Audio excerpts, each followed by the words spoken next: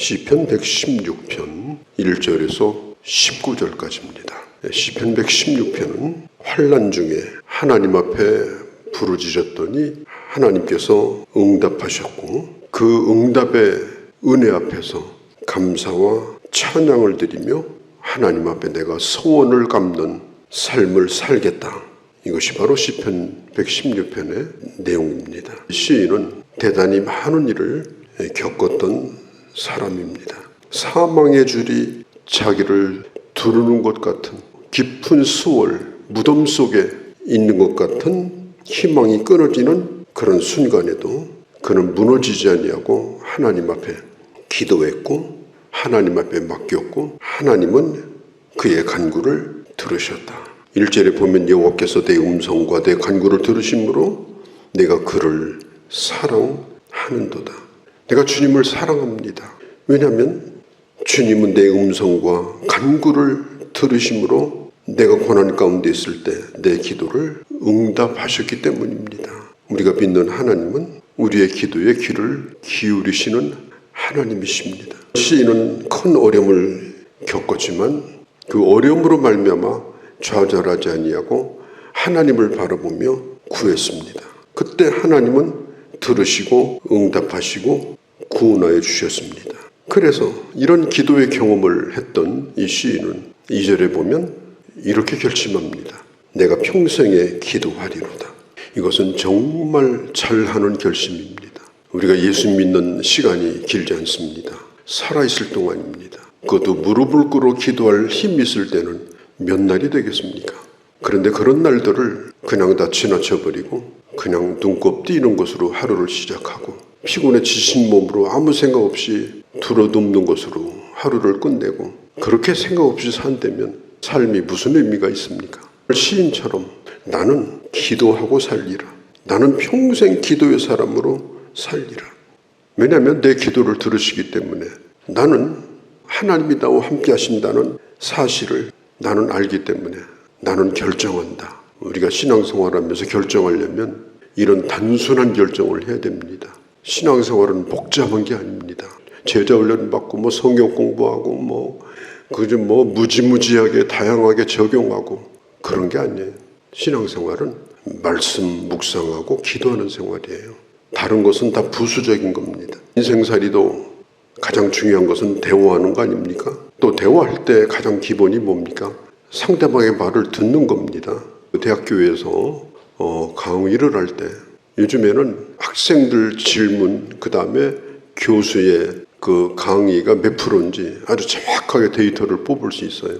그래서 이 교수 평가를 할 때 강의가 50%가 넘으면 그 교수는 감점이 됩니다.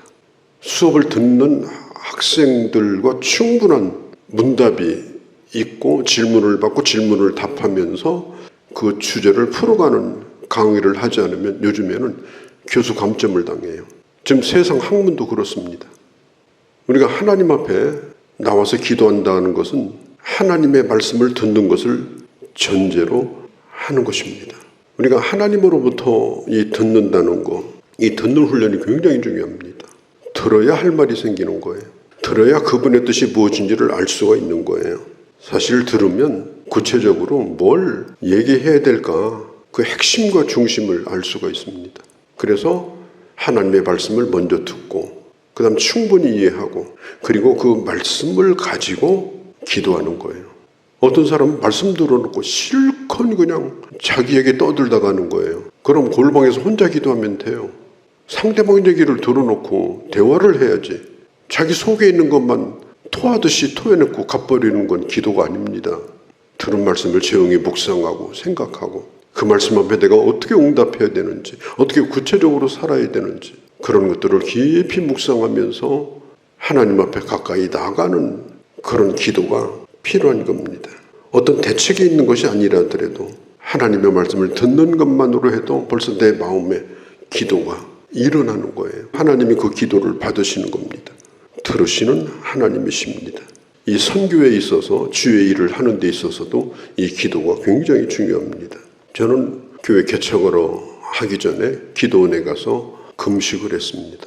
일주일 넘게 금식을 했는데 그때 성경책하고 허드슨 테일러 선교사의 전기를 상하권 2권을 들고 산으로 들어갔습니다. 그리고 성경을 읽고 허드슨 테일러의 책을 읽었습니다.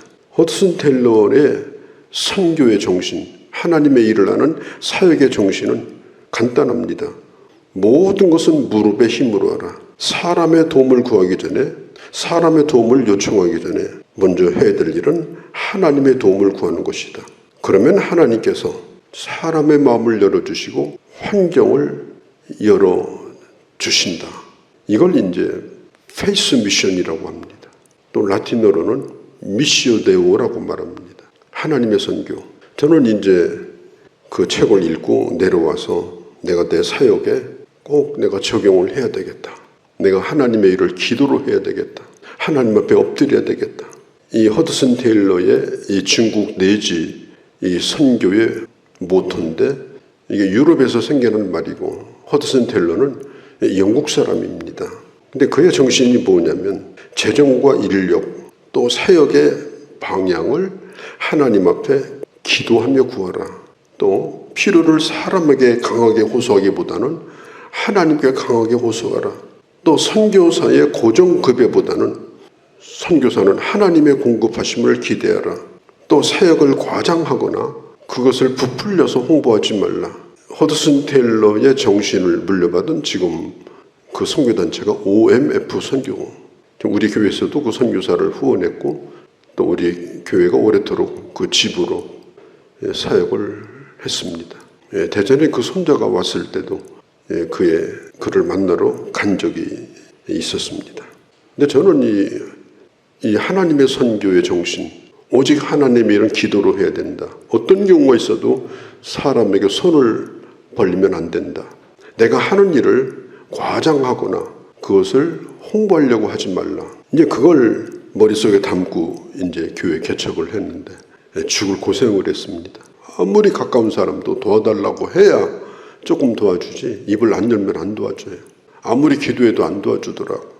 그래가지고 저도 고생하고 제 아내도 고생하고 그래서 저는 가까운 누구에게도 개인적으로 도움을 요청하거나 내 친분을 가지고 뭘 그렇게 한 적이 40여 년 목회하면서 한 번도 없습니다. 그래서 저도 어렵고 또 교회도 시작부터 어려운 가운데 일을 했는데 그러나 저는 후회는 하지 않습니다. 우리가 하나님의 일이라고 하는 것은 어떤 시스템이나 인간의 무슨 머리나 또 누구의 도움에 얹혀가지고 물주가 따로 있고 그리고 여기저기 후원 요청을 해가지고 교회는 어려운데 사역자는 풍성하고 저는 그것은 그렇게 좋은 것이 아니라고 생각을 합니다. 그런데 솔직히 얘기해서 기도하면 돈이 생긴다. 사실 기도하면 된다는 말은 그런 낭만적인 구원은 사실 아닙니다. 기도와 믿음으로 하나님의 공급을 기대하면서 하나님의 일을 하는 이 방식이 현대 선교에는 약간의 문제가 없는 건 아닙니다. 그러나 저는 그 믿음 선교에 대한 이 정신에 대해서는 지금도 언제든지 하나님 앞에 엎드려야 된다. 하나님의 무릎을 꿇어야 된다. 어떤 경우에도 사람에게 도움을 구하는 일을 하지 말라. 심지어 교회 저희가 세운 지 얼마 안 됐을 때 이 지역에 있는 땅 부자예요.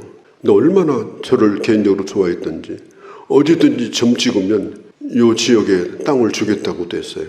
그런데 누구의 도움을 받아서 뭘 하는 것에 대해서 굉장히 젊었을 때 거부감이 심했기 때문에 땅 준다는 사람도 있었고 집이 몇 채인 사람이 가서 집을 보여주면서 이 집을 주겠다고 하는 사람도 있었고 그런데 그런 것을 다 발로 차버리고 그렇게 일을 했는데 후회는 없습니다만은 사실 아쉬움은 있습니다. 기도하는 것. 저는 그래서 2절 말씀이 아주 귀하다고 생각을 합니다. 나는 평생 기도하며 살리라. 하나님 앞에 엎드리며 살리라. 물론 거기에는 하나님의 말씀을 내가 끊임없이 묵상하고 말씀을 가까이 하고 주님으로부터 주의 음성을 듣고 들은 만큼 또 하나님 앞에 말씀하고 어디 산기도가 하고 무슨 철학기도 하지 않는다 하더라도 우리가 밝은 시간에 시간이 얼마나 납니까? 틈틈이 기도할 시간 많습니다. 기도하고 묵상하는 시간, 특별히 묵상과 명상의 시간을 많이 가지는 그런 생활을 했는데 사실 사무엘 선지자도 사무엘상서 12장에 보면 그의 백성들에게 얘기했습니다. 나는 당신들을 위해서 내가 기도하는 것을, 쉬는 것을 내가 죄로 여기겠다. 귀를 기울여 내 기도를 들으심으로 나는 내 평생에 기도하리라. 내 평생에 나는 기도하며 살리라. 3절에 사망의 줄이 나를 두르고 수월의 고통이 내게 이름으로 내가 환난과 슬픔을 만났을 때에 나는 하나님 앞에 기도하기를 주께 구하오니 내 영혼을 건져달라고 기도하였습니다. 기도할 때에 우리가 꼭 기억할 것은 하나님이 누구인가를 깊이 묵상해야 됩니다. 주님의 기도에서도 하늘에 계신 우리 아버지, 하나님은 어떤 분이셔요? 하늘에 계신 우리 아버지예요. 하늘에 계시다는 말은 뭐예요? 하나님은 창조주이시고 지금도 창조한 것을 다스리시고 우리는 그분 안에 있고 우리는 그분에게 구한다는 말이에요. 하늘에 계신 우리 아버지. 5절, 6절 이 기도자는 하나님이 어떤 분인가를 그분의 성품을 여기 말하고 있습니다. 여호와는 은혜로우시며 의로우시며 긍휼이 많으시다. 그 다음에 6절에 순진한 자를 지키시며 어려울 때에 나를 구원하셨도다. 기도할 때 중요한 것이 뭐예요? 하나님이 어떤 분인가를 깊이 묵상하며 기도해야 되는 것입니다. 단도직입적으로 기도하는 게 아니에요.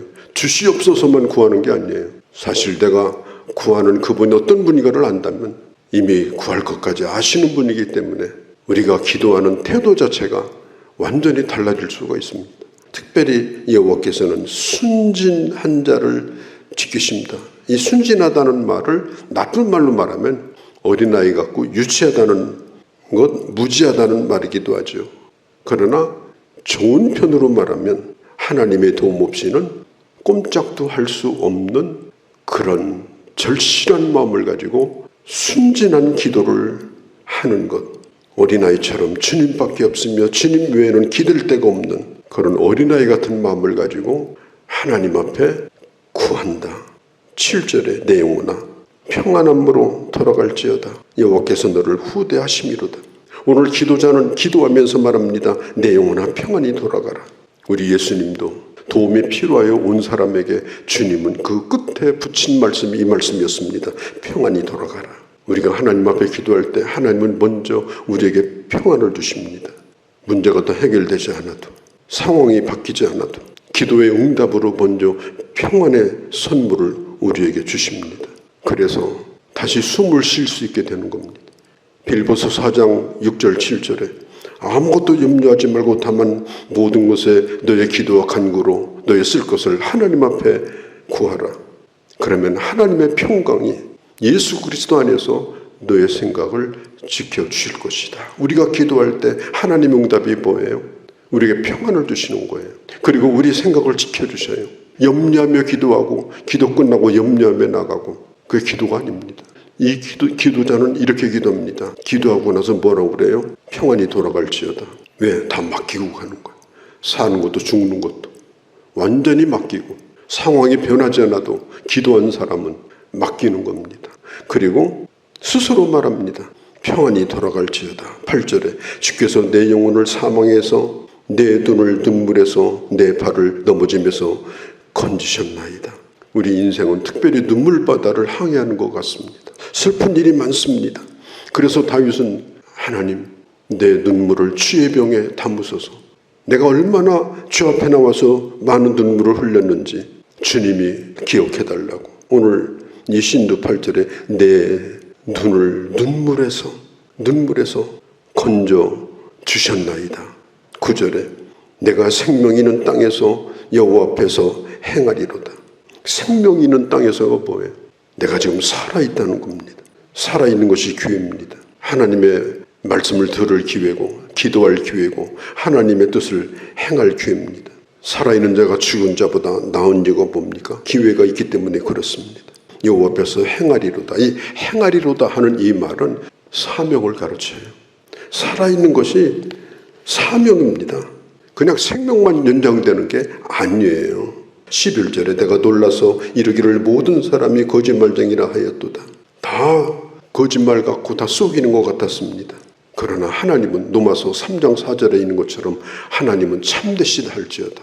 하나님은 참되시다는 걸 이 시인은 믿었습니다. 그리고 12절, 13절, 14절 이 시인은 주님이 주신 은혜를 생각하며 감사하고, 그리고 어떻게 내가 감사에 보답할까? 12절에 여호와께 무엇으로 보답할까?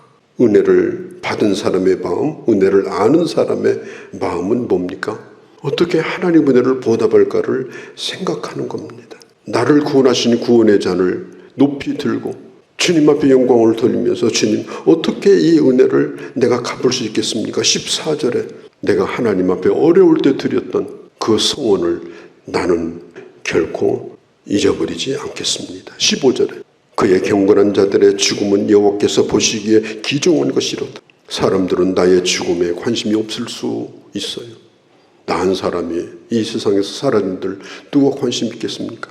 옆집이겠습니까? 이웃집이겠습니까? 다 잃어버립니다. 내 존재라는 것은 내가 오늘 존재하는 이 순간뿐입니다. 그러나 하나님은 성도가 살아있는 것도 귀히 여기시고 성도가 죽는 것도 귀히 여기십니다. 성도의 죽음은 결코 허무한 소멸 과정이 아닙니다. 하나님께 돌아가는 것입니다. 그래서 계시록 14장에 보면 하나님은 하나님의 사람의 죽음을 귀히 여긴다고 그랬고 그가 행한 일을 갚으신다고 말씀하고 있습니다. 17절에 내가 주께 감사제를 드리고 여호와의 이름을 부르리이다. 감사, 이것은 구호가 아닙니다. 하나님이 어떤 분인가를 높이는 것이고 하나님이 하신 일을 구체적으로 높이는 것이고, 그리고 하나님 앞에 영광을 돌리는 것이고, 내가 하나님 앞에 이렇게 살겠노라고 분명하게 결단하는 것입니다. 18절에 내가 여호와께 서원한 것을 그의 백성들이 보는 앞에서 내가 지키리이다. 은혜 받고 끝나는 사람이 아닙니다. 그 은혜를 응답하며 사는 겁니다. 116편 말씀 그냥 밥 한 그릇 먹듯이 다 머릿속에 집어넣으세요. 여러분들의 기도로 삼으세요. 그리고 이것이 여러분들의 기도가 되고 응답이 되기를 바랍니다. 걸어가신 우리 아버지, 저희들 이 말씀을 깊이 생각하고 우리가 기도할 수 있다는 것, 기도로 하나님 일을 할 수 있다는 것, 그리고 기도로 맺은 열매가 소박하다 할지라도 하나님은 그것을 기억하신다는 것, 오늘 내 삶이 짧다 할지라도 응답하며 소원을 갚으며 살 수 있다는 것, 이것에 감사하며 하루하루를 살고 우리 하나님 앞에 갈 수 있는 저희가 되게 하여 주옵소서. 우리 주 예수님의 이름으로 기도하옵나이다. 아멘.